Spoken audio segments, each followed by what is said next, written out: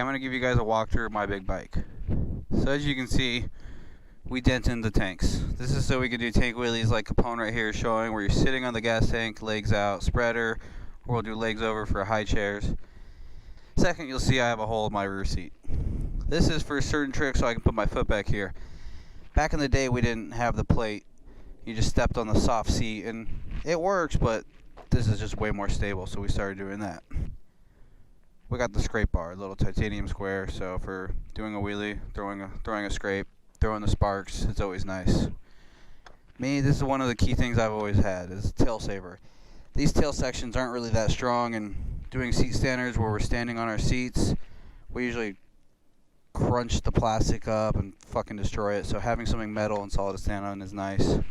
We got the aftermarket rear sets and pegs, just beefy. These things on stock on a bike are usually super fragile, and as soon as you touch the ground they will just break, so these are amazing to have. We got the crash cage. If you drop your bike, which you've already seen me do twice, saves your bike from, ooh, what's that? Saves your bike from breaking a case and fucking up your engine. The stunt stay. This is all metal. That's not a plastic windscreen. That's metal. We do this because usually like the stays that come on the bike are plastic, and when you set down a wheelie, over time they start breaking. So your whole front end will come off. This thing's beefed up, not gonna break off. The handbrake. So this is for a rear brake. The handbrake belongs on top of the clutch, not underneath. If you see someone riding with a handbrake underneath the clutch, tell them they're a squid and they're doing it wrong. If you're riding with a handbrake underneath your clutch, guess what? You're a squid. You're doing it wrong. Nah, everyone has their own preference. I've been riding like that since I started. To me, it's the best way to ride. There's about 1% of the stunt community that does it like that, and we're the 1%ers, we're right. I got aftermarket clip-ons, so you can change the height, the degree, everything. I like my clip-ons a little lower. You'll see some guys with ape hangers, they like it up high. Personal preference. That's the great thing about these bikes, is you can set them up a million different ways. So that's a little walkthrough of my bike. Alright, I'm gonna put my dog away and start riding.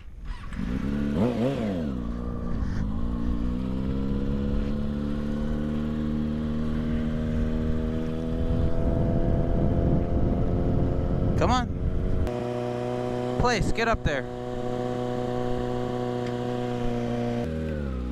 Alright, let me just warm up and do some wheelies now.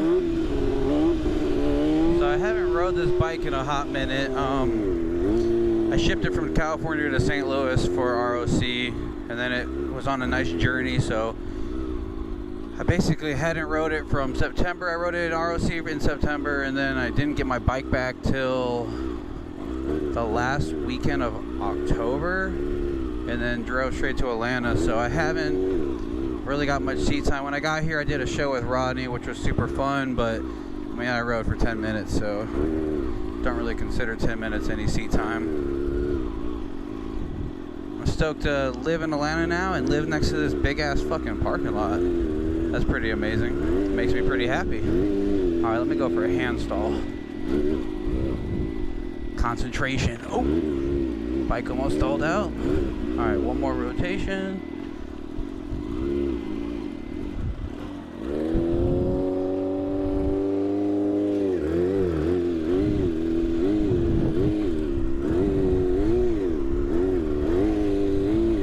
So as I was explaining earlier, we dent in our gas tank so we can sit in it. As you can see, my homie Capone right here doing a spreader.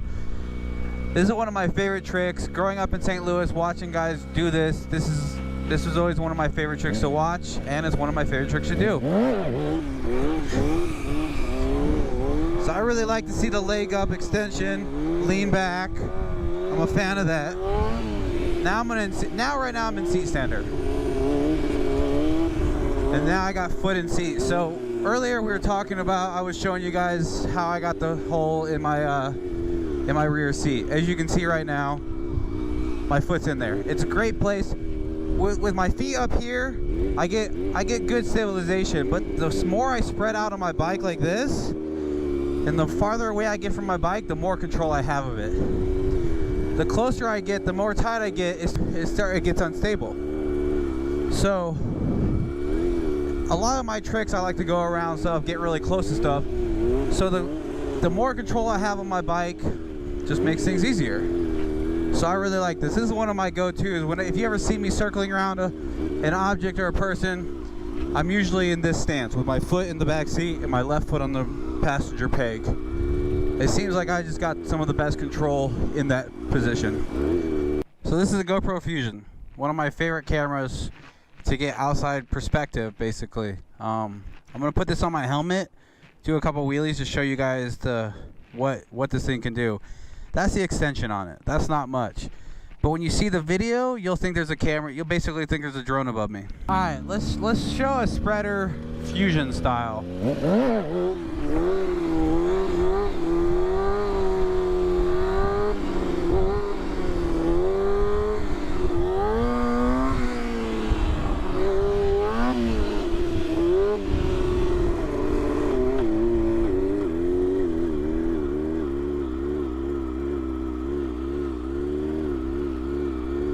Now I'm just walking around, no throttle hand.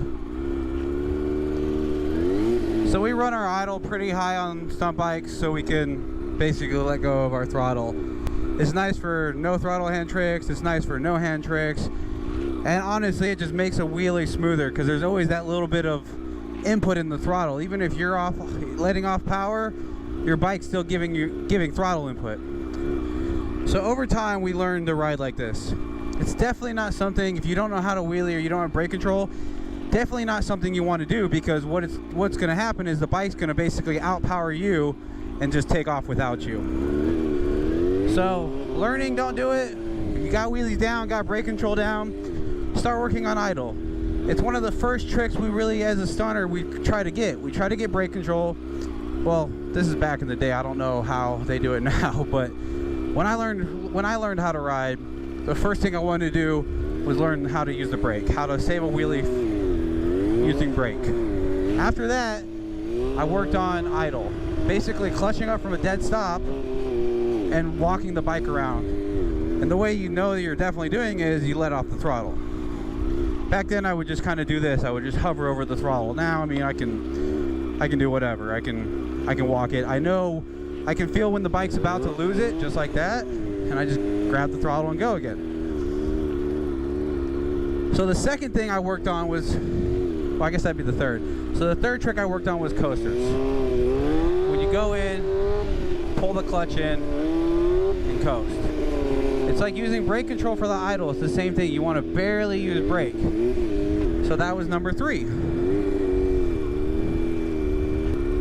So those are really the basic tricks for learning. Over time, you start learning other tricks. You really start working on clutch control. To be able to ride and save a wheelie by using clutch, or even just take a second, like, oh, if a bike gets too high, we pull in the clutch to drop it down. So I'm going to do that again. I'm giving too much brake, so the bike's getting too tall, so it wants to stall. I pull in the clutch, drop the nose. It's all these little things that you learn over time.